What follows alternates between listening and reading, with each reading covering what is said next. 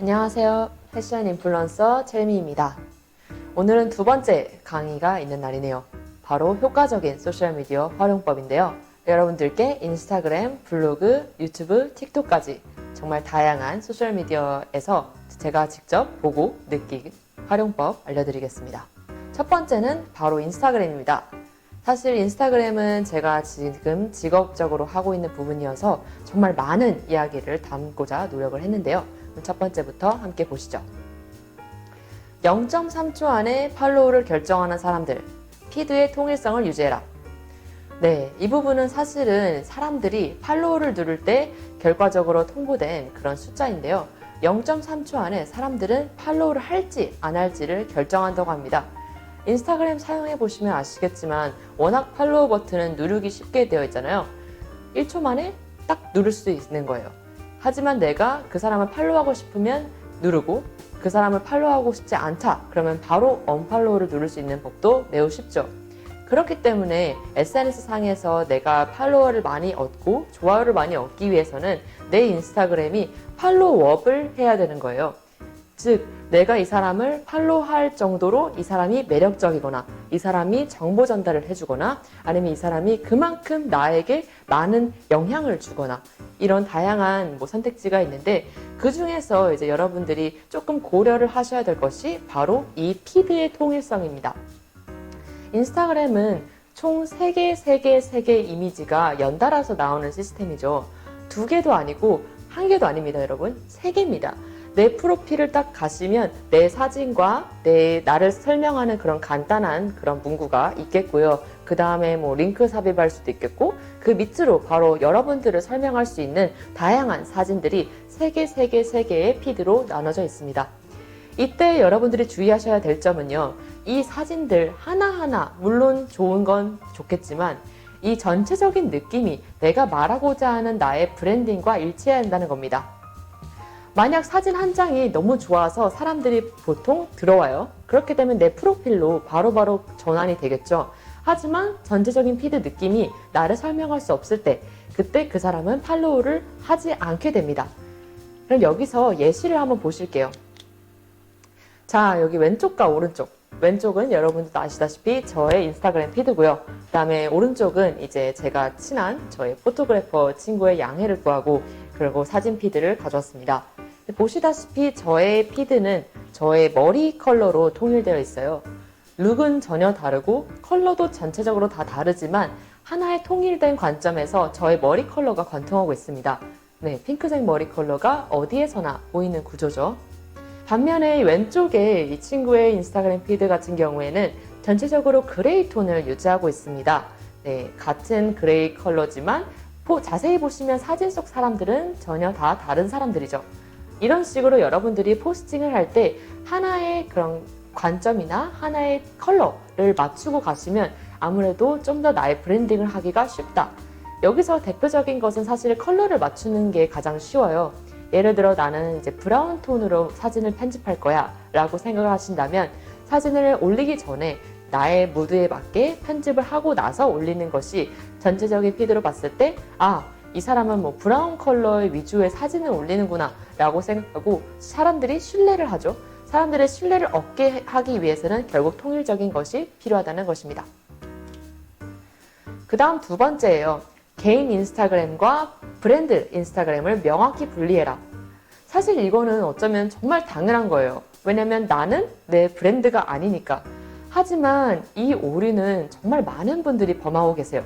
특히나 이제 나이가 조금 드신, 연세가 조금 있으신 분들이 인스타그램을 처음 시작하면서 브랜드를 런칭할 때 또는 신진 디자이너 브랜드거나 이제 새로 이제 런칭한 소규모 브랜드인데 나도 모르게 이제 내가 쓰던 인스타그램에 내 브랜드를 홍보하다 보니까 이게 좀 잘 되는 것 같아서 결국에는 내 브랜드와 내가 통일된 인스타그램을 갖고 있는 거예요. 사실 이 부분은 자신이 블로그 마켓을 하거나 쇼핑몰을 할 때 물론 해당이 되겠죠. 매우 좋아요. 왜냐면 소비자들은 바로바로 나와 소통하고 바로바로 나한테 구매를 하니까. 하지만 내가 명확히 브랜드의 브랜딩을 하고 싶다면 나의 인스타그램과 브랜드의 인스타그램은 명확히 분리되어야 된다는 겁니다. 소비자는 여러분들이 주말에 어딜 가고 어떤 걸 했는지 궁금해하지 않아요. 네, 이 부분은 사실 제가 이제 신진 디자이너 브랜드의 SNS 상담을 할 때 정말 많이 듣는 질문인데 많은 분들이 저한테 여쭤봐요. 제가 처음에 그냥 개인 인스타그램에 너무 귀찮아서 제품 사진도 올리고 브랜드 인스타처럼 공유했는데 그냥 이렇게 계속 놔두면 안 될까요? 라고 물어보시는데 저는 정말 안 된다고 말씀드리고 싶어요. 말리고 싶어요. 그렇게 하지 좀 말라고. 무튼 여러분들도 꼭 참고를 하셔서 확실히 분리를 해주시길 바랍니다. 그렇다면 내가 브랜드 오너가 아니라 저는 인플루언서가 되고 싶은데 또는 나는 유튜브 크리에이터인데 그럼 나도 뭐 분리를 해야 되나요? 라고 하시는데 정답은 저는 분리를 해야 빠른 성장을 이룬다는 것입니다. 인플루언서나 유튜버 크리에이터 역시나 브랜딩이 정말 중요해요. 말씀드렸다시피 다 개인 PR 시대죠. 내가 인스타그램을 통해서 나를 브랜딩을 하는 겁니다. 그 즉슨 뭐냐? 인스타그램에서 나를 브랜딩하는 나는 진짜 내가 아니라는 거죠. 이 부분을 여러분이 분리를 하셔야 내가 인스타그래머로서 또는 유튜브 크리에이터로서 아주 빠르게 성장할 수 있어요. 예를 들어 나는 패션 인스타그래머가 하고 싶어. 그렇다면 내 인스타그램에는 패션 데일리룩, 패션에 관련된 것들만 올리겠죠.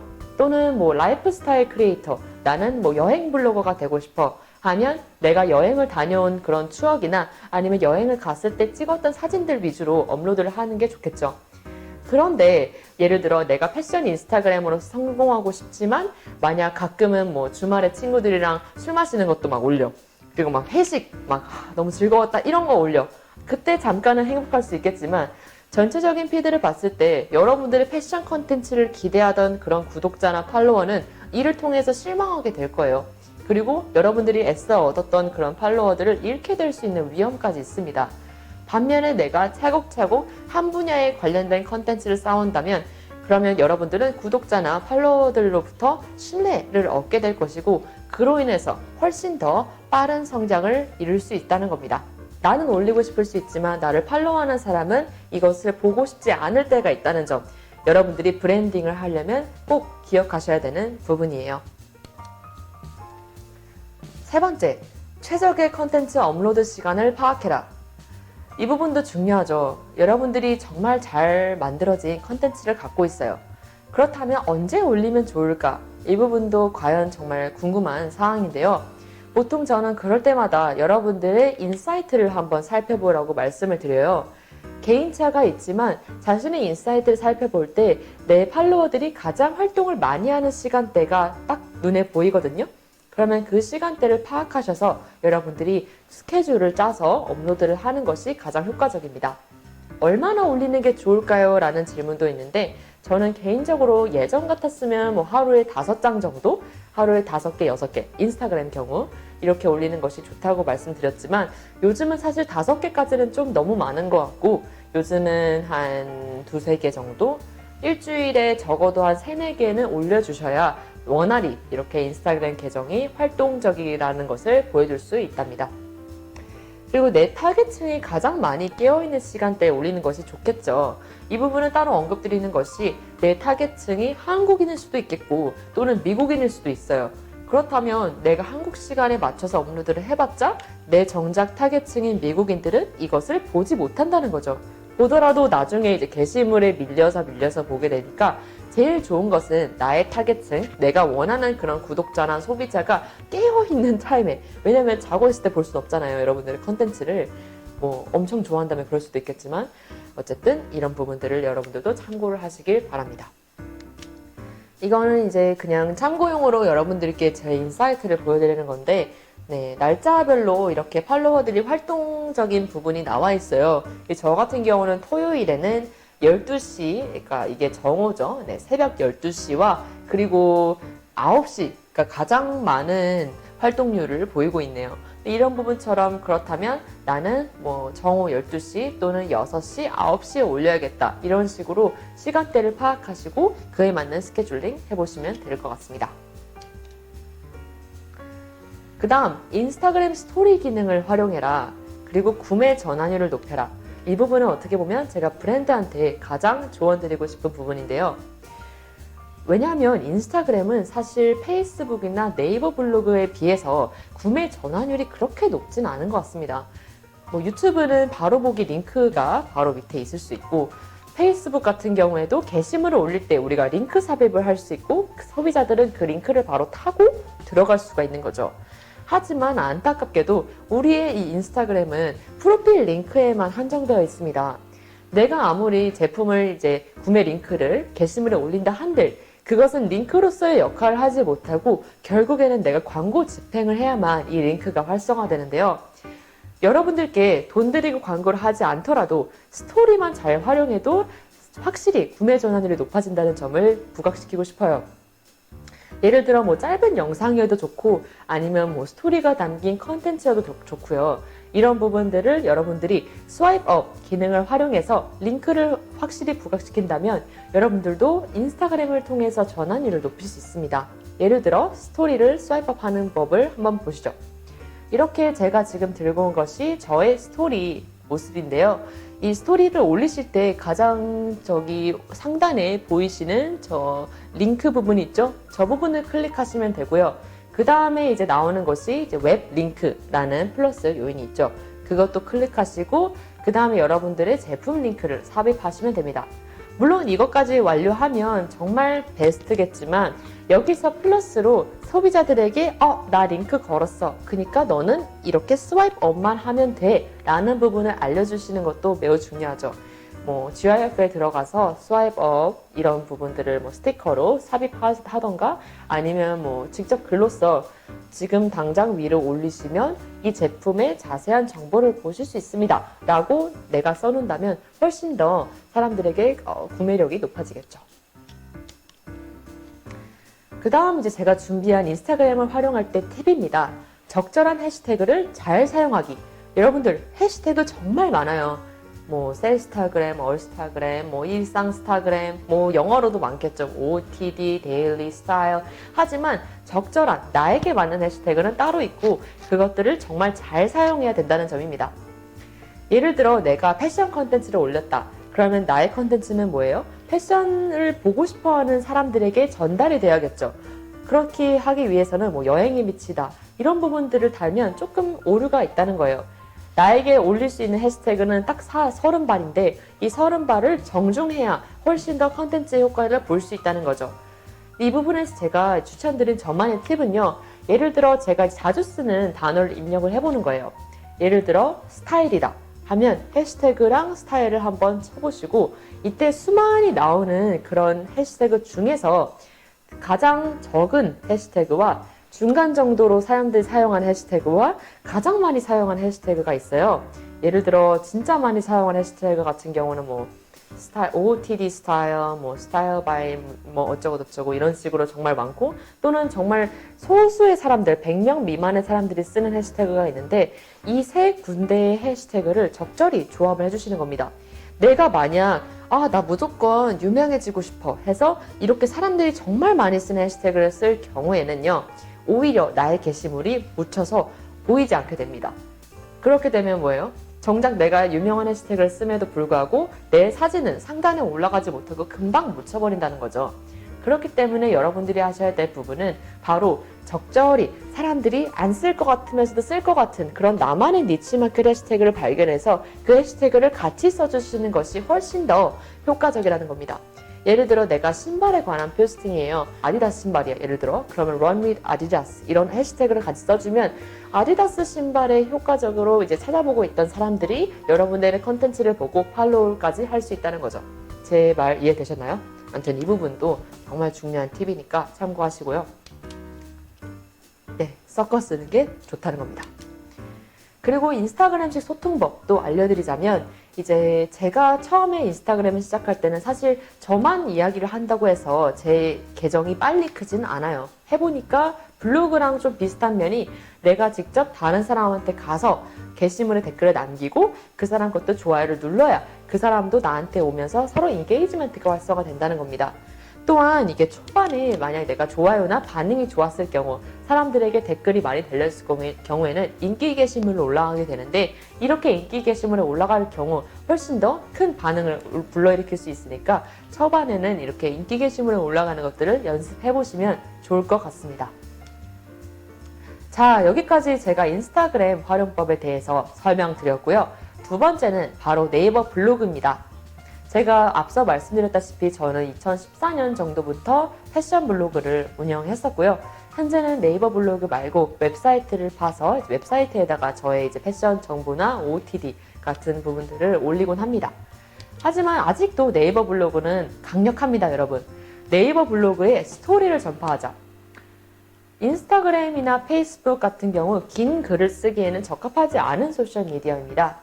왜냐하면 아무래도 이미지가 중심이 되는 그런 미디어이기 때문에 여러분들이 예를 들어 스토리를 전달하고 싶을 때 인스타그램에 쓴다 한들 그것은 잘 나온 사진 한 장보다 못하다는 거죠.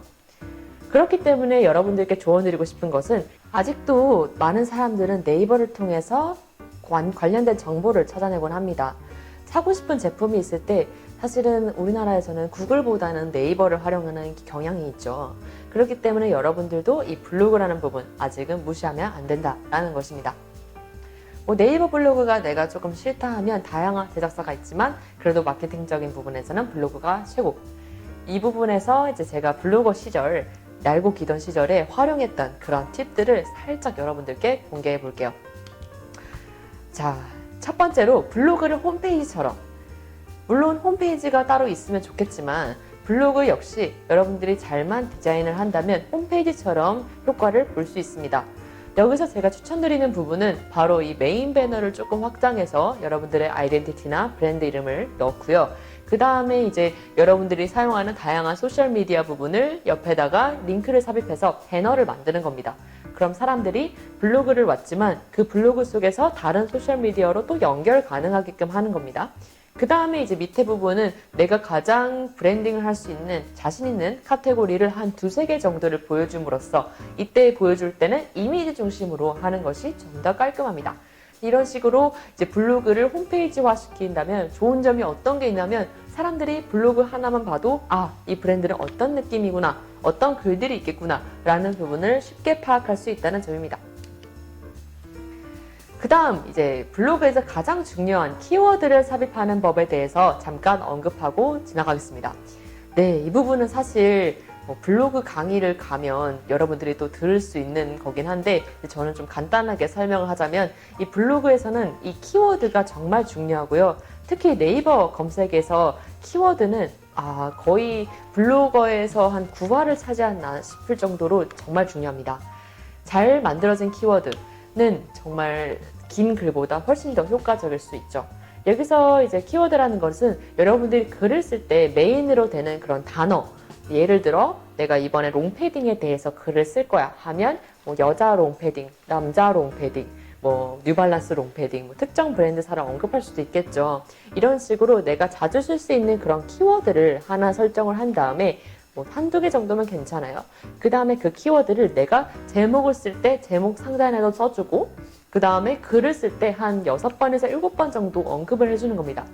이때 중요한 점은 너무 티나게 예를 들어 롱패딩이다. 너무 티나게 롱패딩을 너무 많이 언급하면 오히려 그거는 이제 로봇으로 처리가 돼서 네이버 측에서 검색을 중지시킨다고 하네요. 그러니까 이제 여러분들이 하셔야 될 것은 여자 롱패딩, 데일리 롱패딩, 겨울 롱패딩 이런 식으로 다른 단어랑 이렇게 섞어서 아주 자연스럽게 글 속에 녹아있게 만드는 것이 중요합니다. 여기서 특히 이렇게 내가 쓴 단어를 한 번에 볼 수 있는 방법은요. 제가 지금 여기서 적어뒀듯이 엔터, 코맨드 키, 그리고 G 이렇게 같이 누르시면 이렇게 쉽게 단어를 파악할 수 있는 키워드가 떠요. 그래서 여러분들이 글을 다 작성하고 나서 이 글을 내가 확인하고 싶을 때 간단하게 이렇게 키워드를 확인해 보시면 좋을 것 같습니다. 특히 제목은 너무 길면 좋지 않고요. 이런 식으로 정말 짧게 키워드와 내가 느낀 감상평 정도, 카파, 롱패딩, 화이트, 너무 가볍고 포근해. 네, 이런 부분으로 이렇게 좀 짧게 축약해서 올리면 좋을 것 같습니다. 자, 이 부분은 나쁜 예예요, 여러분. 제가 앞서 말씀드렸다시피 키워드를 잘 작성만 해도 네이버 검색 시 상단 노출이 된다고 했죠. 그 이유는 네이버에서는 관련된 글을 제일 먼저 올려주는 그런 습성이 있기 때문에 내가 만약 이 키워드, 즉 사람들이 검색하려는 키워드와 관련된 글을 썼을 때 결국 나의 글은 쉽게 상단으로 올라갈 수 있다는 겁니다. 하지만 이건 나쁜 예예요. 왜? 스타일링 팁, 일단 영어가 나왔어요. 한국 사람들 영어로 검색 잘 안 하죠. 스타일링 팁 01점. 이 01점은 왜 붙은 걸까요? 시스루 원피스 어떻게 입을까? 봄 코디법 전수! 느낌표까지 썼어요. 여러분, 느낌표 쓸 필요 없어요, 제목에. 근데 이런 식으로 내가 이제 키워드를 제대로 파악을 못하고 뭐 그냥 쓰고 싶은 대로 썼어요. 뭐 이렇게 썼을 때는 사실 웹사이트에서는 아무런 문제가 없을 수 있겠지만 내가 네이버 블로그로서 성공하고 싶다 하면 조금 이런 자제해야 되는 그런 부분이긴 합니다. 뭐 스타일링 팁을 검색하지도 않을 뿐더러 봄 코디법 전수를 검색하지도 않겠죠. 그러니까 즉슨 사람들이 검색하고 싶은 그런 키워드를 파악해내는 부분이 중요합니다. 자, 그리고 세 번째, 유튜브와 틱톡이 있습니다. 사실 요새 가장 중요한 미디어 플랫폼인데 이 부분에 대해서는 이제 다른 유튜버 분이나 크리에이터 분들이 더 설명할 수 있을 것 같아서 저는 이제 짤막하게 준비를 해봤어요. 자, 이제 사진보다 재미있고 좀 빠르게 소비 가능한 게 영상이 아닐까. 영상적인 부분은 이제 사진이 다 주지 못한 어떤 미디어적인 부분, 재미, 이런 부분이 가장 크게 와닿는데요. 특히 제가 이제 유튜브 영상을 보며 분석한 것은 유튜브는 확실히 이 재미란 요소가 있어야 되는구나.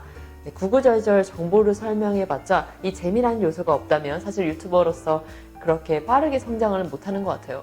그리고 두 번째로 틱톡. 이 틱톡 플랫폼은 정말 짧은 시간, 뭐 10초, 15초 이런 짧은 시간 동안 내가 춤을 추거나 아니면 효과를 넣음으로써 사람들의 시선을 끄는 그런 플랫폼인데 의외로 효과음이나 이런 플랫폼적인 부분이 잘 돼 있어서 유럽에서도 현재 많은 인기를 끌고 있다고 하더라고요.